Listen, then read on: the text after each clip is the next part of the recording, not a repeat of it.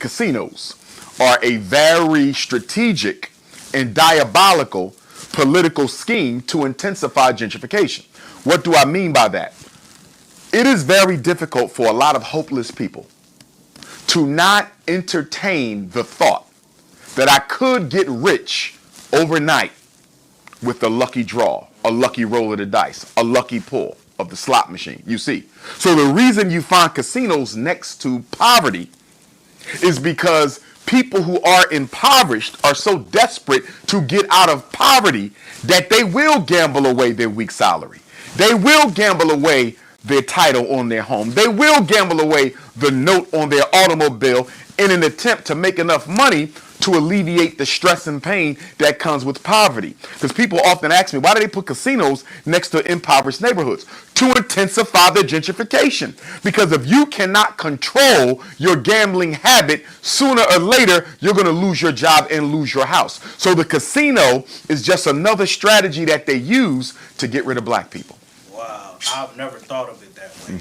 And I always thought it was to attract other ethnicities and other groups and push us out, but I never thought it serves both purposes. Yeah, okay. See, the way gentrification works, the strategy and the protocol is you do a casino, you do a Walmart, you do a movie theater, right? And you also do some new university buildings. And you also do a charter school. Okay, a lot of black people fail to recognize charter schools also play a role in gentrification. The strategy is real simple. Get a black person to front the white charter school movement. The black person gets all the parents involved. Nobody's going to ask what color the teachers are.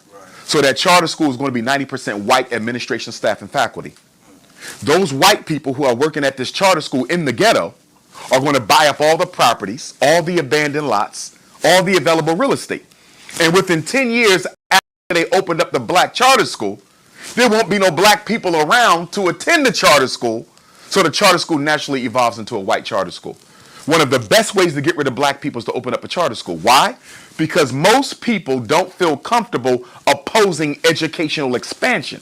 So if I say this is a university doing this, if I say this charter school is coming in support of giving black children another alternative to learn, who's going to go against a new school for black kids? So the way you get into the ghetto and take it over is you use the charter school as your way in.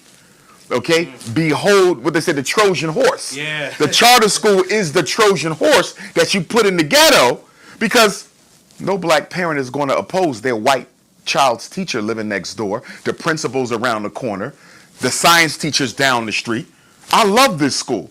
All of my child's teachers live in our neighborhood. This is a good thing, but you don't know that they're only there as agents of gentrification. Well, I never thought of it that way, but it always did have like a private entity. Oh, absolutely. Yes. Private entities are behind the charter school movement. And that's not to criminalize the charter school movement, because I know a lot of black people who have charter schools who have done great jobs with them. So I want to be clear about that. But that does not mean that the charter school movement itself was ever created to help black people. So right now, there's a black charter school in Chicago. They just left their charter, lost their charter. Their test scores are high, but they accuse the administration of financial mismanagement. Because whenever you want to shut down a black charter school, you either say the test scores are too low, you're mismanaging money, or you ain't got enough white folks who work there. And in this particular charter school in Chicago, most of the staff and faculty were black, as they should be, because the students are black. But under white racist philosophy, even if all your students are black, you're supposed to guarantee a certain number of white folks. But if you go to some of these white charter schools, you don't see no black people working in them, but nobody takes their charter away. A lot of people question, why did you go independent? Isn't it harder to do an independent school? No grants, no federal money. Why did you do that? Because I'm a former charter school principal, and I'm a former charter school vice principal. And I see the hoops that they make black administrators go through in order to keep them charters. And as far as I'm concerned, we don't need to be doing that. See, the original movement for the black community was community control of the public school. We were never into the charter school thing because they weren't around yet. Charter schools pop up in 1990. In the 60s and 70s, we wanted community control. In other words, Let us choose the principal. Let us choose the teachers. You follow me? School district, you can still control the operations, but we want to control the personnel and the programs. But when the charter school movement popped up in 1990s, some thirsty black people said, you know what? If we go with the charter schools and stop talking about community control, we can write ourselves into a budget and get paid. So the reason the community control movement died and the charter school movement took over is because greedy, thirsty black people saw in the charter school movement an opportunity to put themselves on a salary.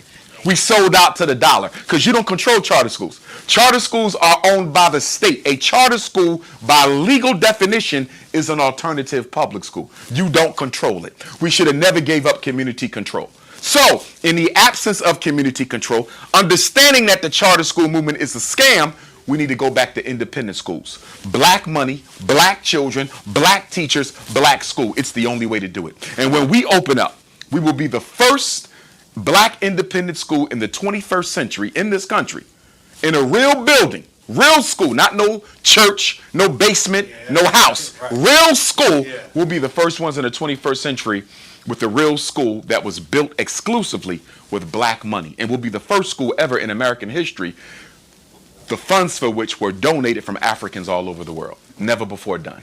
And before I segue into my next question, I seen some pictures on Twitter, and you began painting. Yes, sir. So the renovations are just about done. Our electricians are waiting for the inspection. Our plumbers are waiting for one piece that they need for the plumbing. Our HVAC, the air is on, the heat is on. We just need controls. We passed all the other things. And be careful with Teach for America, because Teach for America is the Ku Klux Klan of education. Because what Teach for America does is they enter into contracts with predominantly black public schools, and they take all of the available slots, fill them with uncredentialed, uncertified white folks.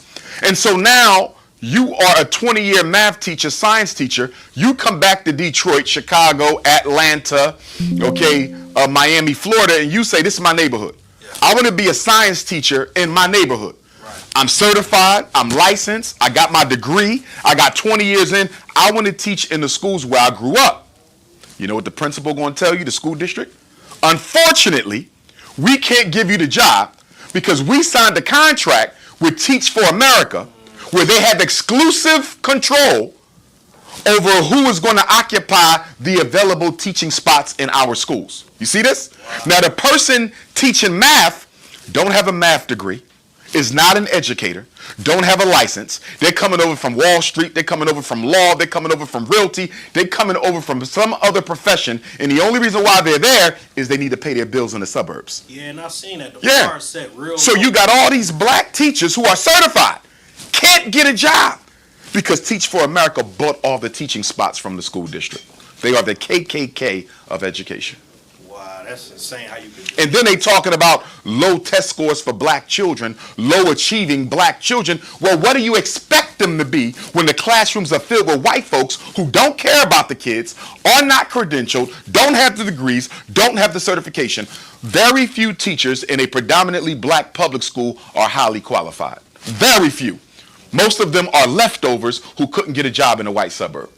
Or they're in the ghetto to teach so they can get their student loans paid off by the White House. Yep. And after they get their student loans paid off by the White House, after 3 to 5 years, they disappear into the suburbs. This is why you'll see a good white teacher, and then after 5 years, you don't see them no more. And you're like, what happened to that good white teacher? They wasn't here because they cared about black kids. They was here to get their student loans paid off, and after they got them paid off, they graduated to the suburbs. You can't cancel people who are economically independent. I'm self-employed, so you can't cancel me. I don't need Sony Records. I don't need Universal. I don't need Facebook. I don't need Instagram. I'm not in need of anything white folks have, so I cannot be canceled, right? I mean, the Untouchables represent 40% of the coaches of the NBA. They were the former commissioner and the current commissioner of the NBA.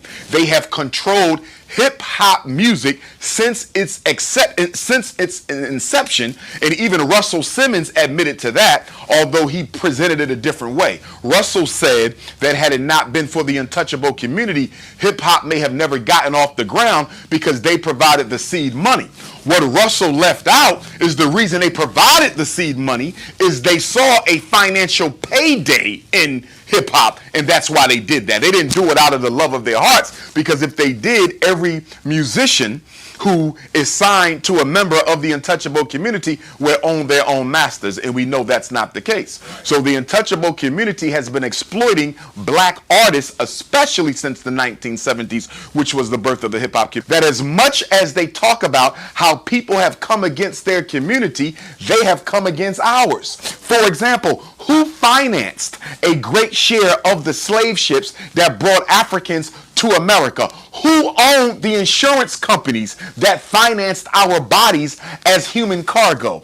Okay, the Secretary of War for the Confederacy was a member of the untouchable community and a very large slave owning person. You understand me? So when people talk about being anti this and being anti that, sometimes we need to turn the camera on the accuser and say, well, what about your record of oppression and dehumanization against other people? Black people did not participate in your Holocaust, but you participated in ours, and we can prove it. You see what I'm saying? So I just think we as black men have to be conscious that right now there is a literal campaign against First Amendment rights for heterosexual black males that seeks to bully us into remaining silent about the things that matter.